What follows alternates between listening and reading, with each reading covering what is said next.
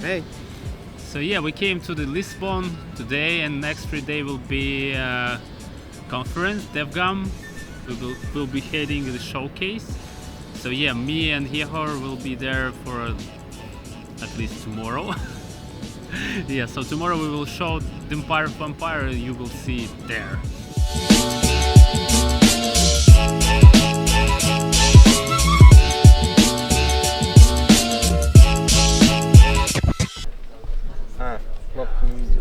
So we are setuping everything. This is the showcase area. I think it's around 30 computers here around.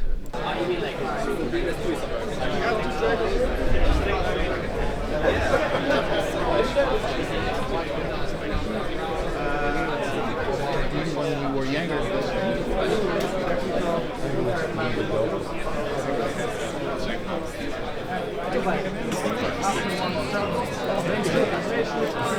May I ask you a few questions?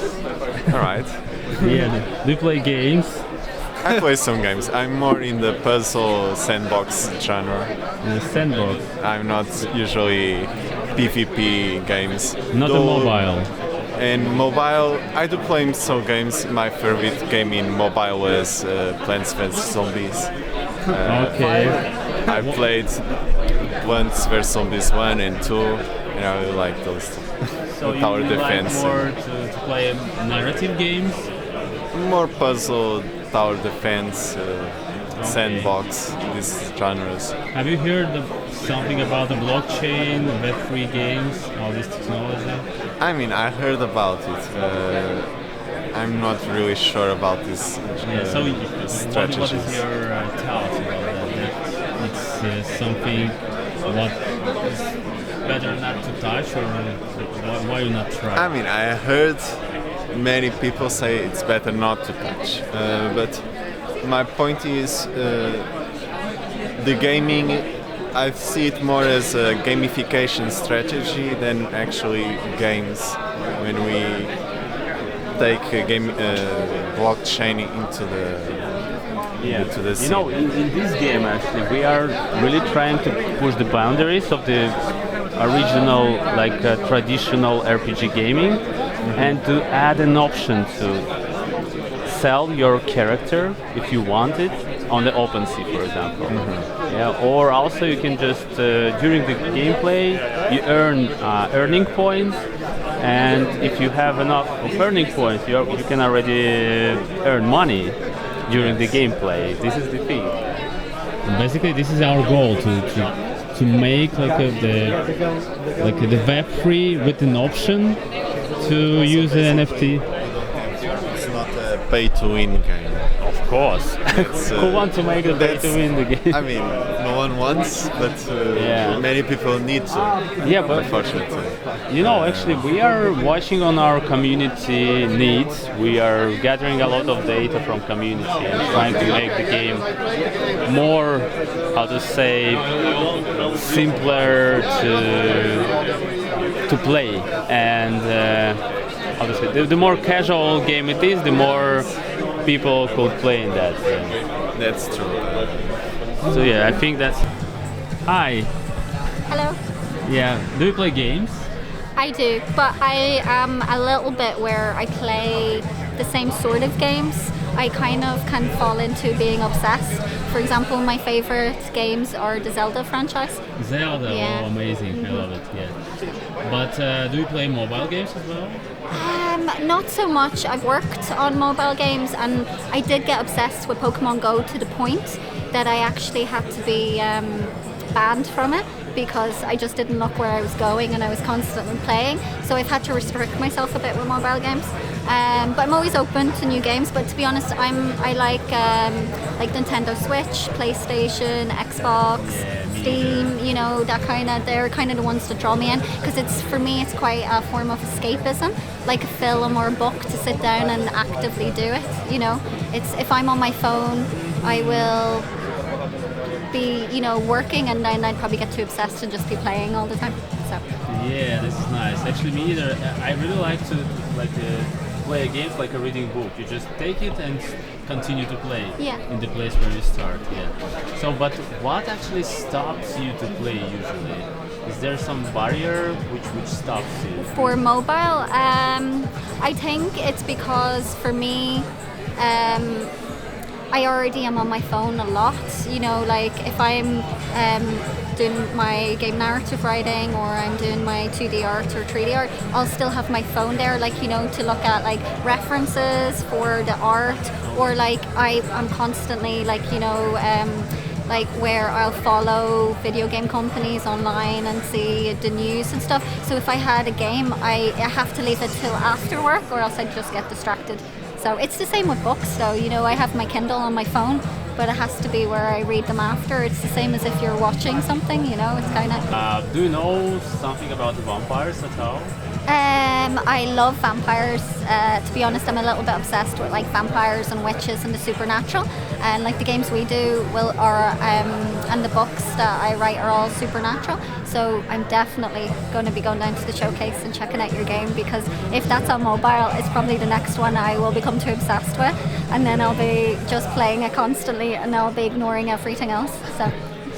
Okay, thank you. But do you know the whole story about how the vampire universe actually begins? I don't. From the Bible. I know, I've read, you know, like articles and like accounts of, obviously they say vampires, you know, kind of like the old premise and watched films. But it would be nice to know from the Bible. Yeah, actually, do you know there is in the Bible there is a Cain and Abel, the two brothers. So from this story, the Cain actually who killed the brother is the first vampire. Are you serious? Yeah, no, exactly. That's so cool. I never knew that. Yeah, it's something like a narrative, some narrative which created. But who knows? The vampires, how to say, the vampire consumers believe in that. No, I love vampires because for me, obviously coming from Ireland, we're obsessed with the supernatural, with like, you know, a lot of our mythology is supernatural and stuff like that. So it's kind of like more where if there's a game that actually has like origins like that and then kind of like delves deeper and weaves a whole storyline like that, like I'm gone, I'll definitely be playing it. So it's kind of because like Rory, like Revenge of the Wolf Clan, our game, is set in Ireland, but it's all supernatural, like, you know, it's a dark story set in Ireland, so I love all stuff like that as well. Okay, thank you. So, sorry, I just looked at you because I... Yeah, the problem with compression. I'll be back with my I had to just left my backpack in the car. But yeah, I was like...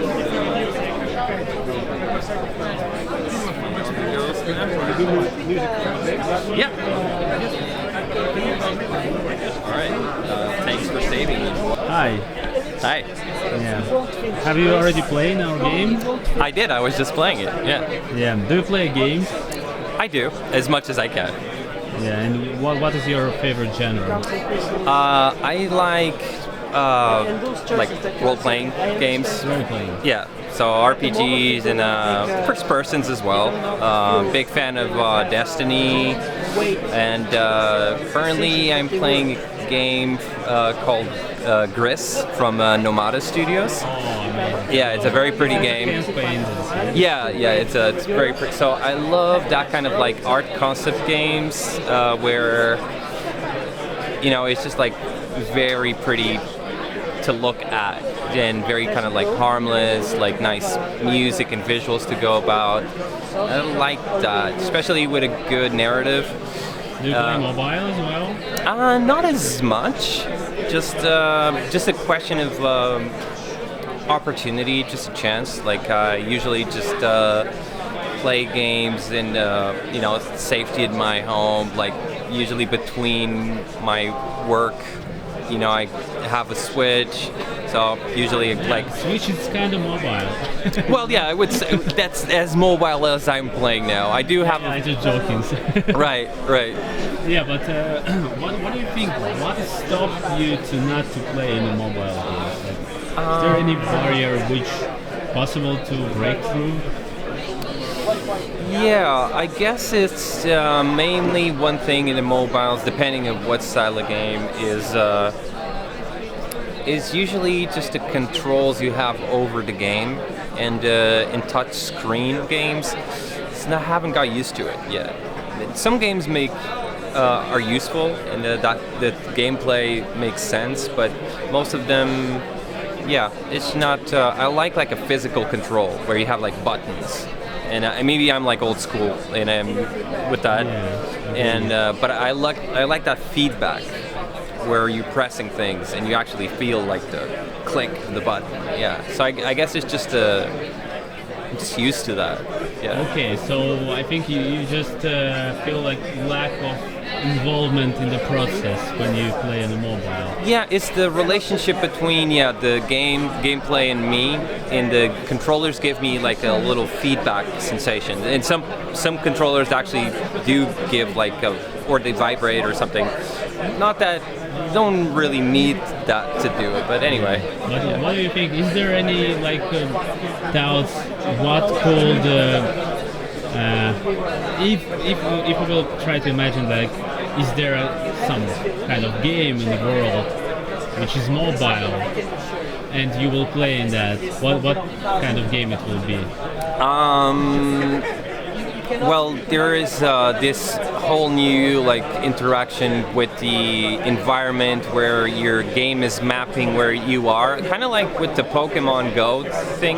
You mean like augmented reality? Yeah, I think that's cool. Yeah, I think that's cool. Yeah. I mean, to be honest, I think it's always a little silly when you see people playing around in open environments and seeing people going and hunting for Pokemons. I always thought that was a little silly, but if you're I just for me playing games is kind of it's still very personal, I like to do it in privacy, I guess. But I do like the augmented reality because it's expand our world.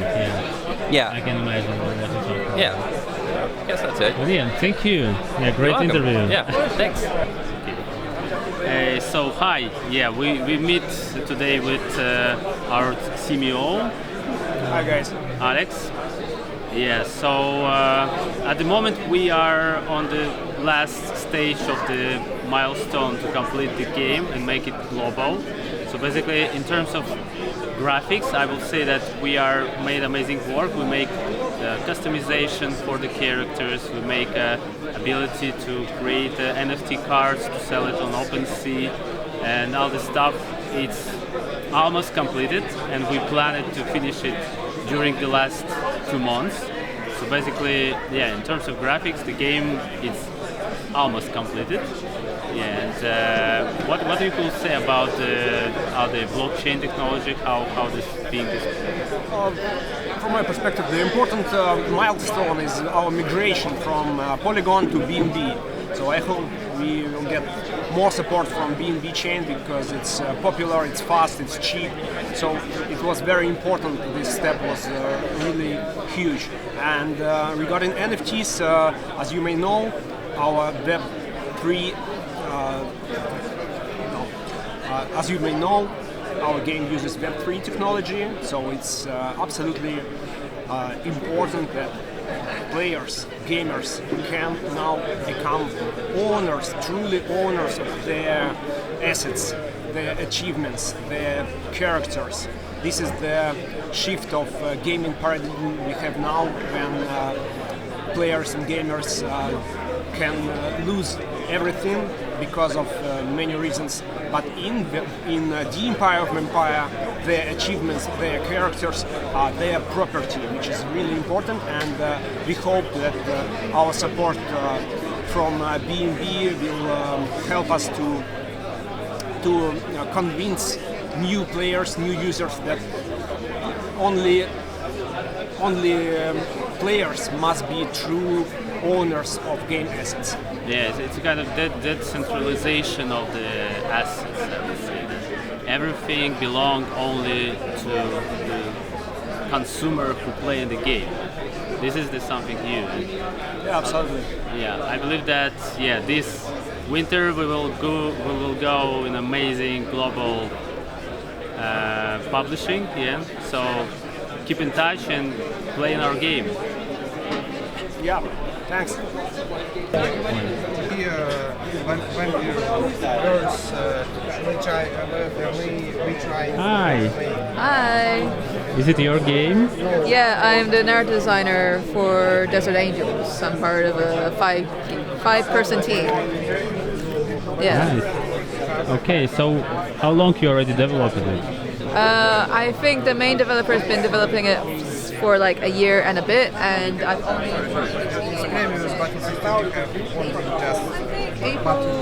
the month after April, May. I've been contracted to work on the game since I think April/May-ish. Okay, can you expand a little bit more about the main mechanic of the game, the core loop? The main mechanic of the game is essentially just like blowing things up to destructible objects and exploring the scrapyard. So basically you are like cleaning up the environment from the trash. It was more of we wanted to make a walking simulator game but have it a little bit more interactive. And the main dev was like, let's create, let's blow things up really, or like wanted to create something inspired by Tears of the Kingdom. And you can click on your enemy, and you will see what he will do. Okay, the game itself looks really well actually. I really like how everything looks, and yeah, I think you will get some consumers for that. I hope so. Yeah. Do you already find a publisher? Huh? No, this is self-published, built on a shoestring budget and stuff. And the game is based in Portugal. Huh? Oh, the company based in Portugal. No, the company is based in America. I am a UK-based dev. We all work remotely, and that's why I'm here. Okay, nice. But it looks lovely, yeah. Thank you. So yeah, thank you for the interview. It's all right.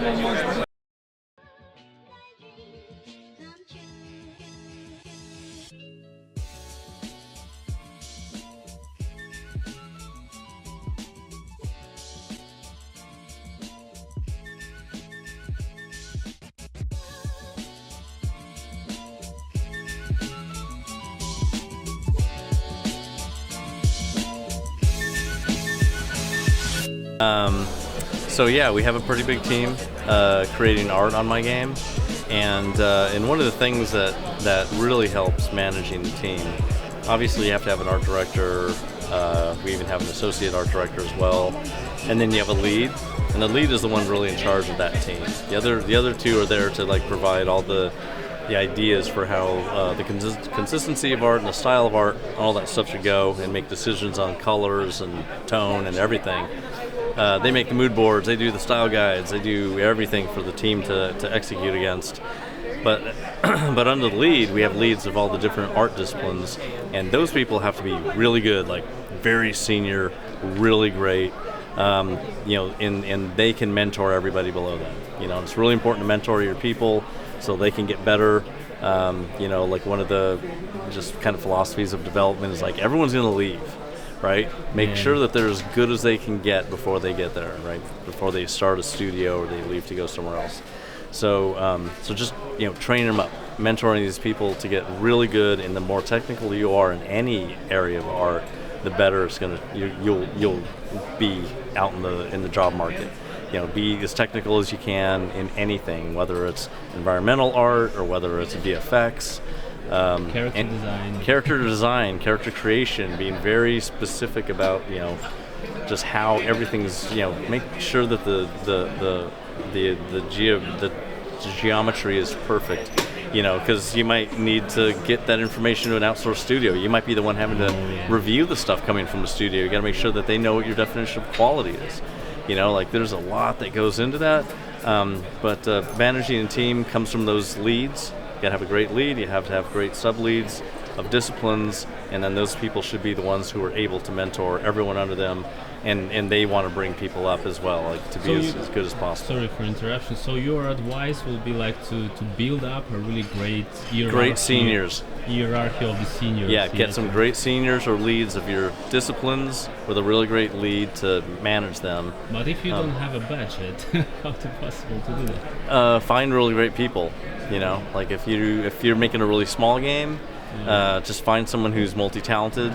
Find someone who knows other people. That's another thing. A lot of times you can find a great art director and they know everybody.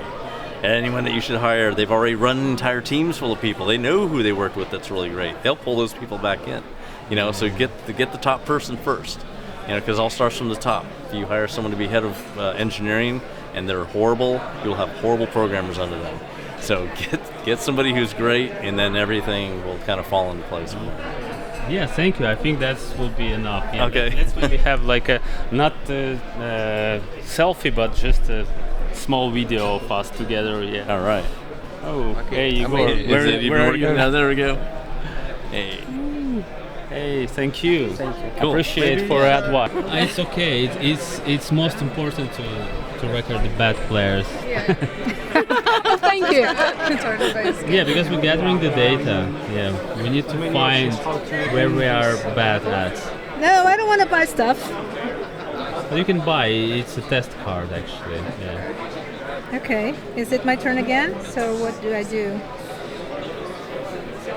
Turn 6, because it's bleeding. I like this one. Yeah, randomly. Just to In the first round, you will win, I suppose. But after some time, it will be harder and harder. Exactly.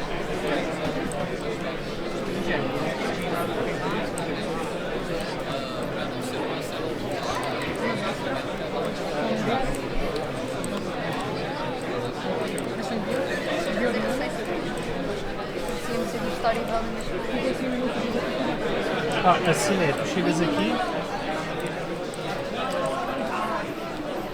Deixa eu depois com os frangos. O que é que faço com 3 frangos? Exato. Nós aos gatos. Não sei se cortes, não sei se. Ai, depois ficam cá fora. Sal e com cuidado com os pedais. Eu não estou dizendo a verdade. Não, entra ocupado. Pode ser que se pegue a medida, vamos ter muito obrigada.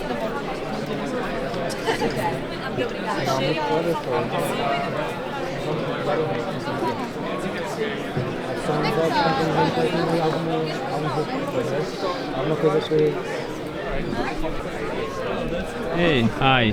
Is it your game? Yeah, it's mine. Great. Well, not only mine, but it's a game from Sony What is the name of the game? The game is called Symphonia. Symphonia. It's adjusted with the music somehow?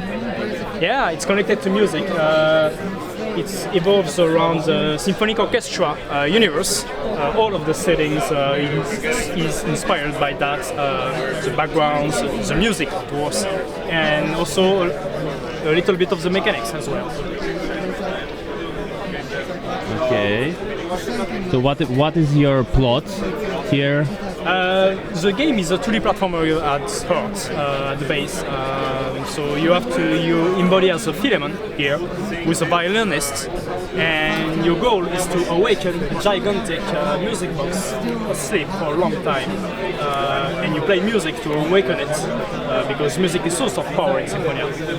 And you have to find new people and play orchestra and concerts to awaken all of this. Okay, great. Thank you. Lovely game. I like it. Yeah. Hey. Hey guys, my name is Mateusz. Me and my team MFA Games are doing the game named The Skyland Chronicles. It's based on the book that I've written in a film school. So, yeah, so we are a pirate who dies and reborn in a wild Slavic world. What is interesting, how someone with set skills of being the pirate can manage in a wild Slavic world. You tell me. Slavic world. Is this a real city or it's your imagination? Yeah, so when it comes to the Slavic lands and everything, this is actually really locations from Poland. We came to the marshals of Opole, the region of Poland, and we get tour by forest ministry. And we were walking, making photos, and we bring that to life in our game. Great. So you say that you write in a book. So basically, you also you already sell it as a book somewhere, yeah. What kind of specialty you have right now? Right now, so I was a film director, and I am a writer as well. And my specialty is for sure talking with actors, managing the studio, and I am very good at lighting. So this is very rare skill in game dev, lighting. And I am the writer, so I have few skills that help me in the game industry. Okay, thank you. This is really beautiful. Yeah, I love it. I believe that you will get amazing reviews. It's already released or? No, it's not. It's just a prototype. Prototype. Yeah. Okay. Thank you. Actually, I'm working for Alina, and I'm working for the DevGAMM, and I'm the showcase coordinator here at the DevGAMM. Host, I will say, yeah. I don't feel like the host, actually. You don't feel I'm it. But I feel, when I talk with you, I feel like you're a host because you're the only one who... Yes. Well, yeah, my responsibility is taking care of the whole expo area. But could you say a few words about the games overall? What was your favorite ones, or maybe which ones you like more? Well, actually, I think I have a couple of highlights. Not just one game that I liked, because there are a lot of different games in here. So we have a lot of pixel games. I was very surprised to see there a lot of guys that were working with the pixel games again, and I love that this is a thing that is never dying off, even though we're like in 2024, but pixel games are still big. So I'm really excited about this, and I feel like there's so many different genres here as well. So there's like some side scrollers, there were even puzzle games, there's RPG, there are horror games. Have you seen this game where you just need to run through the corridor, like split it to the two monitors? No, I haven't seen that one. Like make a transformation from one monitor to another monitor. Yeah, it's really fun. No, I played the one where you go from the bottom to the top all the time. So you like. Actually, me either. I didn't check all the games because I was really busy on the. Yeah, same. I didn't have the opportunity to check all of the games, but I did walk around it a couple of times to me check either. them. Yeah, I really like the pixel art because it's drive something inside of me, like to feel it like a retro is coming back. Yes, I love the retro feel of it as well. And the games, the retro feelings give me like the feeling from my childhood. It's so cool. I also like that you see really different levels of studios. So you feel like there are a couple of studios that are or games that are made by students. So you feel like there's a lot of creativity, but also a little bit like inexperience in there, right? But it's very, very interesting to see like the ideas that are being executed in here. On the other hand, you have studios that are like really serious with it, and they already have a Steam page and a trailer and a demo or play testing or something like really prepared to go to the next level. So like also with this kind you have different levels that you see. I know what you're talking about. When you know less, you can more to experiment with. Yes, it's very creative, very experimental.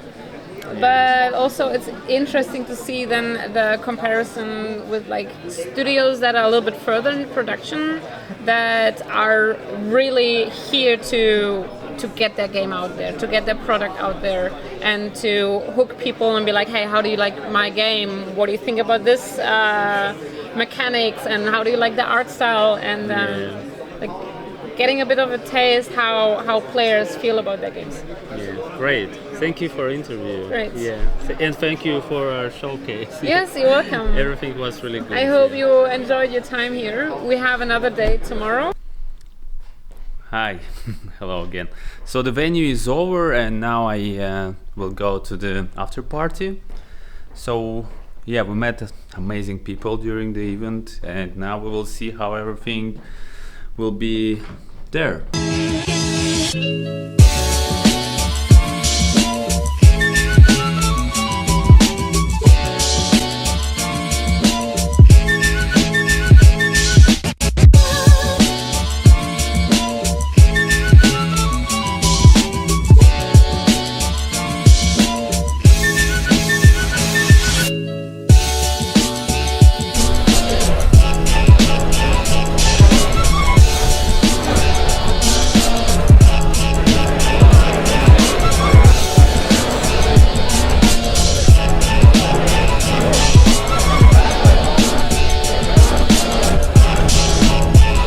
The hair okay?